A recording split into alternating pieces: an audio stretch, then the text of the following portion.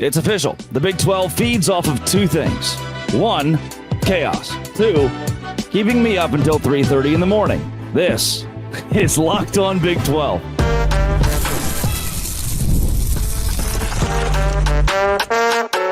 You are Locked On Big 12, your daily podcast on the Big 12 Conference. Part of the Locked On Podcast Network, your team every day.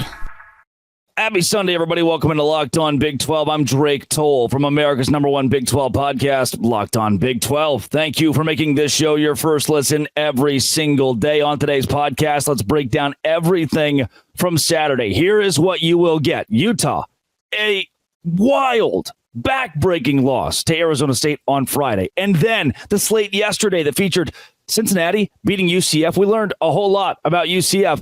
They're pretty bad at football now all of a sudden, even with a quarterback change, and Cincinnati's defense is legit. BYU 41, Arizona 19. The same Arizona team that went on the road and beat Utah. Now, transitive property doesn't always work in college athletics, but here, BYU dominating defensively again. Still, I have questions about their offense, but the Cougars are legit. Iowa State, 28-16 over West Virginia on the road. This one at 28-10 was a blowout, and that's because West Virginia couldn't get out of its own way. An opportunity to go up by double digits early, squandered, and Iowa State takes advantage. Then Kansas State, Colorado play an absolute barn-burning, must-see, wild finish game in Boulder, Colorado, where Colorado goes up late, last second, 28-24. Will they win it? Here come those Wildcats, proving me wrong in one category. I'll reveal that later in our middle segment, by the way. Two of you, Iowa State and BYU, deserve to be top 10. Why aren't we getting more recognition? And then, final segment of the show, Utah, what was that? What are you doing? And will you cancel your football program? If you hit subscribe, I get to keep my job. The first game I want to break down will not be Utah-Arizona State. I did a huge video on that a couple days ago when it happened. That is going to be the end of today's show, where I'll really dive deep into Cam Rising, or half of Cam Rising, or whatever that was that we saw from Cam Rising. I do want to get into BYU-Arizona. Holy cow. BYU's defense. Noah Fifita, this great, unbelievable all-star quarterback, goes 26 for 52, which is bad. He threw the ball 52 times, 3 interceptions. And again, I'm going to have to keep asking this question. With the turnover margin was 4 for Arizona, 1 for BYU. And Jake Retzlaff, 18 for 32 is not great. 218 yards, not elite. His QBR of 60.8 was worse than Noah Fifita's. So if your case is, oh man, that BYU offense is dangerous, I'll give it to you. From Rapati to Martin, the run game is getting better. The run game is gaining some speed. Like 5.4 yards per carry is solid. But the defense is still the bell cow BYU. And while this win was dominating because of the defense against a very good Noah Fifita, the question I have for BYU is one that I might not have for Kansas State anymore. And that question is, if you go down by 7 late, if you go down by 10 early, if you get in a spot where you're going to have to throw the football 40 times in high-pressure situations, can Jake Retzlaff go and win you that game? Now, I'll make the case in the middle segment. Your schedule's easy enough moving forward. You might not ever face that day. But, hey, from the Parker Kingston trickery to Retzlaff throwing a couple of TDs, the kid got it done. And his faith, his Jewish faith, was the star of the show. His College Game Day did a whole bit about it. And I was like, okay. I've never watched a video, which I think is awesome. I've never watched just one single College Game Day section that was like, yeah, the dude's Jewish. We're going to tell you about it. Like, okay. Awesome. Thanks, Jake Retzlaff. BYU wins it. Arizona at 3-3. They may still finish 7-5, upset a couple of people, but not a solid start under Brent Brennan as it sits. Cincinnati UCF. Oh, boy. Talk about boring football games. If you're a Cincinnati fan, I mean, you'll take it. A win is a win, but this was not a very fun game to watch. Sorsby, 25 for 38, 2 interceptions, a 68.3 QBR. He was not fantastic. Corey Kiner wasn't great either. The offense in general, 97 rushing yards on 32 carries is not good. Sorsby was good enough to win. And the defense was borderline elite, if not elite, against a UCF squad that, still can't throw a forward pass.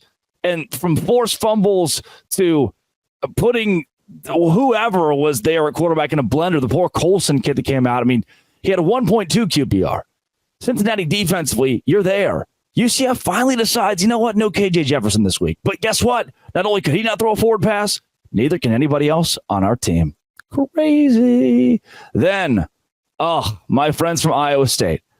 Just good. I told you, the reason I picked Iowa State to win this game is they're the most consistent team in the Big 12. They displayed that once again. Rocco Beck, 18 for 26.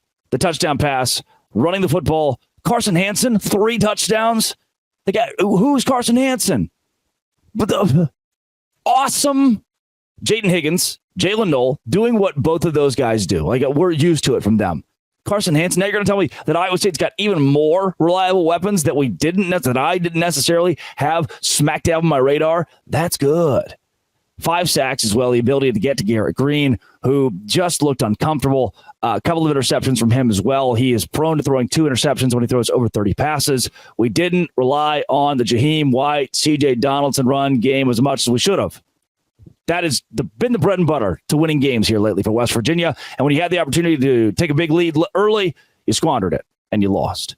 Kansas State, Colorado. I don't think this is an indictment on Colorado whatsoever because you lost your best 2 wide receivers in the first half. And Omarion Miller steps up.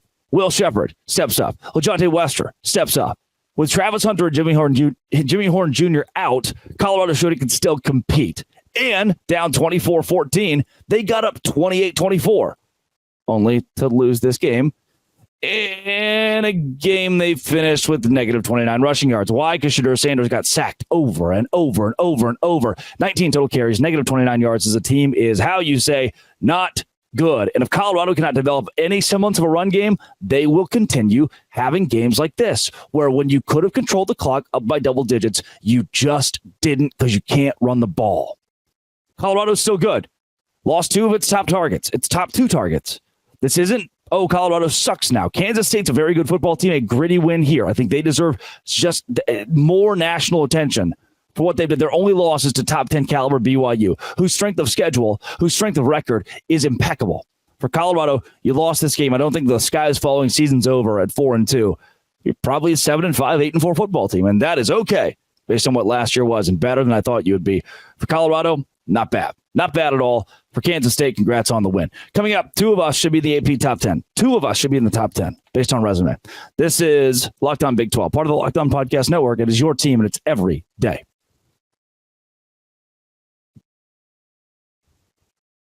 Today's show is brought to you by LinkedIn Talent Solutions. If you go to Locked On Big 12 on Twitter and you read a good tweet, the reason that tweet exists is because of LinkedIn. Not just a job board. It helps you hire professionals you can't hire anywhere else, like Zach, the intern of Locked On Big 12, who puts out all the good tweets. On LinkedIn, 86% of small businesses get a qualified candidate within 24 hours. Hire professionals like a professional on LinkedIn. They know that small businesses are wearing so many hats, so they want to make it easier for you to have the resources to hire quickly. 2.5 million small businesses use LinkedIn for hiring. Post your job for free at linkedin.com/lockedoncollege. That's linkedin.com/lockedoncollege to post your job for free. Terms and conditions do apply. LinkedIn.com/lockedoncollege is the place to go. Visit them today. 2 Big 12 teams have a case to be top 10 squads in the country this week in BYU and Iowa State. Granted, across the board. Like, I even point at Arizona State or Cincinnati and say, here's a school that now we could, in at least a couple of weeks, consider to be top 25 programs. The depth of this conference exposes itself week in and week out. But if we're talking top heavy, schools that keep winning, schools that aren't getting as much love as they deserve nationally, BYU and Iowa State are in that category. Iowa State will certainly be a top 10 team. Number 9, Ole Miss, losing to LSU, did that. There is no way after Iowa State goes on the road and beats West Virginia that LSU gets the nod above them, especially in the nature that LSU won that game. Last second touchdown, gritted out at home against the same Ole Miss team that lost on the road to Kentucky. Then there's BYU. They're undefeated at 6-0. Strength of schedule, strength of record. BYU and Iowa State are top 15 in the country in that category. That's pretty darn good. And as I'm looking at the teams ranked ahead of them, Alabama, for example, who skin of their teeth beat South Carolina in a home game. And granted, to shoot you straight, and this is why I always push back at the argument that, the Big 12 should schedule much tougher non-conference games, and, the Big 12 should find a way to build up its strength of record. Nope, already have a perfectly good strength of record, because all that matters here, not how you won the game, not the eye test, it is just that W next to the game. That's what matters. For Bama beating South Carolina, no one's going to look at that and go, well, we should rank BYU above them because they only barely won the game. Nope. Nobody, no AP voter, no college football playoff committee member wants to look that deep. They just see, look, W. Ha ha ha. Here is their record, 11-1. And to me, it is blatant. I'm looking at an Alabama team that lost to Vanderbilt. I'm looking at a Tennessee team that lost to Arkansas. Their head coach is a dead man walking, who had to go to overtime to beat Florida. What? A Clemson team that was awful. I mean, awful against Georgia earlier this year. How about Notre Dame was in the mix right there with those two squads above BYU? They lost to Northern Illinois. And you're telling LSU lost to USC, who has proven to be complete fool's gold yet again. And you don't want BYU in the top 10? Iowa State's got to sit behind the team that lost to Vanderbilt when both of those schools are undefeated. I get it. It's the disrespect the Big 12 gets. Even if the strength of record is better than those schools that lost their random cupcake game or their random conference game or struggled through everybody else. You go, Drake, what about Iowa State? They struggled. They struggled against Iowa. There wasn't a guaranteed win. Okay. Iowa was a top 25 road victory. And again, they got that W that matters, the all-important W. Top 25 road victory. Iowa has scored 40 points or more twice this year. A miracle, some would say. They're a good football team. Iowa State went on the road and beat them in basically a single half of offense. That's all that the Cyclones played, and they got the win. BYU barely beat SMU. You want to make this case that, these SEC teams are just skating, skin of their teeth, just skating by? I do. BYU went on the road and beat the same SMU team that is this week going to be a top 25 squad and will get a whole lot of national respect for what they're doing in Dallas right now. I need us to wrap our head around how if you want to, at the end of the year, in week 12, in week 13, if BYU's 9-3, if Iowa State's 9-3, at that point, you make the case that, you know what, those schools shouldn't be top 10. Obviously, sure, but resume-wise, I cannot meet you, okay? I can't meet you eye to eye on, Alabama is, of course they're above BYU because of the brand, because of the name. No, that doesn't reverse a loss to Vanderbilt. It doesn't reverse Notre Dame's loss to Northern Iowa. BYU should very obviously be ahead of Notre Dame. And shoot you straight, I didn't have either of these teams at 6-0. I'm not sure if I had told you at the beginning of the season that BYU and Iowa State would both go 6-0, that you wouldn't have just turned this off. Like, that guy's stupid. Blowing hot air up our skirt to get clicks, huh? I had Iowa State at 9-3, losing to West Virginia this week. Preseason, I had them starting 5-0, losing to West Virginia, 5-1 start for the Cyclones. They're 6-0. For BYU, I didn't think the Cougars would be undefeated at this point. Had them at 4-2, respectable, no doubt, but then losing to Arizona, Oklahoma State, UCF, Utah, Kansas, all consecutively. I had them losing 5 straight. Now those look much more winnable. And that's where I want to go next. If we rank these teams in the top 10, which we should, based on their entire body of work, moving forward, BYU, namely, this isn't a hard schedule. Listen to this. Oklahoma State at home. Oklahoma State stinks. UCF on the road. UCF stinks. Utah on the road. Utah might stink. We've seen them with Cam Rising, or half of Cam Rising. and Isaac Wilson. We've seen them lose to both the Arizona schools, including one that you just curb stomped. Then you get Kansas at home in Provo. They stink. Then Arizona State on the road, which might be your toughest game remaining before you come back home to face Houston. Are we talking about the 11-1 or 12-0 BYU Cougars? Did you say that or did I say that? Who said that? Because I think we might be talking about the 11-1 or 12-0 BYU Cougars. Oh, then there's Iowa State. UCF at home. That's a win. We already know that. Huh. Moving forward from there, Texas Tech at home. Yeah, you're favored in that game. Kansas on the road. While I had that as a loss preseason, you're certainly going to beat Kansas. Cincinnati at home. That's a win. And Cincinnati's good, no doubt. But are they better than you? I don't think so. Then Utah on the road. We just talked about how Utah is no longer near as dangerous as we expected with or without Cam Rising. While preseason, that was a guaranteed loss. You might just win that game. Probably will. Then Kansas State at home. That's a tough one. Still a tough one. But we could be talking about the dream scenario that I've always wanted. And that's 12-0 BYU, 12-0 Iowa State. Winner goes, obviously, in the conference championship game to the college football playoff. Loser goes to the college football playoff. Or if one of them's 11-1, or they're both 11-1, you've still got a fair shake. We're talking about an Alabama squad that lost to Vanderbilt. Speaking of losing, Utah, what are you doing? Oh, why? And Arizona State, you're freaking good, dude. On Locked On Big 12, part of the Locked On Podcast Network, it is your team. And you best bet it is every day.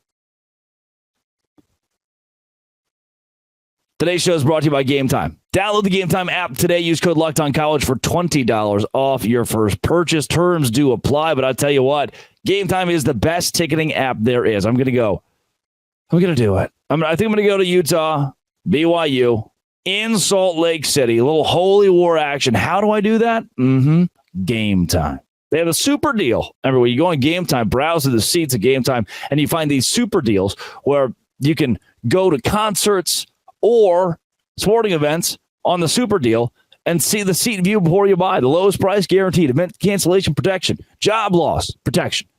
GameTime has all-in pricing as well. You can toggle that feature. Shows you the total upfront, no surprise fees at checkout. Take the guesswork out of buying tickets with GameTime picks. Download the GameTime app. Create an account. Use code LOCKEDONCollege for $20 off your first purchase. Terms apply. Again, create an account. Redeem code LOCKEDONCollege for $20 off. Download GameTime today. What time is it? Oh, you best bet. It's game time. Utah lost to Arizona State. The same Utah team that I had projected to go to the Big 12 championship game in Arlington. The same Arizona State team I had going 3-9 this season. And now the Sun Devils 5-1. The number 16 Utah Utes, 4-2, likely outside of the top 25 last week. And the reason why, by and large, Cam Rising. I told you, I will get to how Arizona State won this game, forcing turnovers, a defensive masterclass, the offense running the football. But I want to start with malpractice from Utah. The fact that the ESPN play-by-play and color analyst were talking at the end of the game about whether or not Cam Rising would start next week. The guy is healthy enough, obviously, to start for Utah this week. And he was so bad, so just incompetent at the whole quarterback thing that already ESPN analysts are saying, well, maybe Isaac Wilson is their option. And to be honest with you, I don't know if even Isaac Wilson would have stunk this bad. Cam Rising comes back, who is supposed to be the game changer. I told you, as an analyst of the Big 12 who watches these games, who's seen Cam Rising, who has seen him with my own two eyes live, if Cam Rising plays, this game's different. At that point, it's a coin toss up, I don't know. I called Arizona State winning this game. I can go back, pull up the comments section, pull up the tweets of Utah fans who are like, oh, of course, another week where you pick against Utah. Brother, I have two things here. One, I gave the caveat. If Cam Rising plays, this game could be different. And it was obviously different in a bad way, which was shocking to me and you and everybody else. Two, as someone who covers the whole Big 12, I will give you my unabridged prediction. And it was correct. And I told you if Cam Rising played, again, that this could be a Utah victory. And instead, he might have been the reason. Like we got away from Micah Bernard, who had 129 yards and 1 touchdown, 6.1 yards per carry. That's good. Brant Keithy, get him involved in the rushing game. But then when we have to throw with Cam Rising, third down. What do? Cam Rising's going to throw it. Oh, yay. 16 for 37. 16 for 37.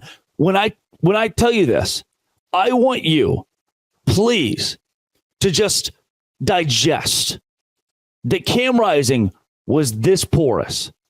Micah Bernard had 6.1 yards per carry. Brant Keithy, 6.3 yards per carry.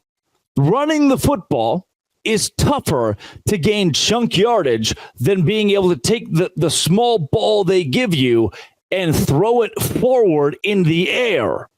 That should give you more yards. Cam Rising, per attempt, 5.6 yards. Throwing, taking the physical object and moving it forward through the air. He had less yards per attempt than Micah Bernard and Brant Keithy. That's not good. 16 for 37, below 50%. That's not good. 0 touchdowns, 3 interceptions. That's not good. When I told you, I can't wait to see Cam Rising back. With Cam Rising, Utah might be a contender in the Big 12. I lied. I lied to all of you. And Utah was 7 for 15 on third down. Late in the game, they kind of found a way to make it work. But that last interception, let me just throw it to the guy who I know is going to jump this route. And then maybe, maybe Arizona State's offense won the game, right? And granted, Arizona State, oh my gosh, so much credit to Kenny Dillingham.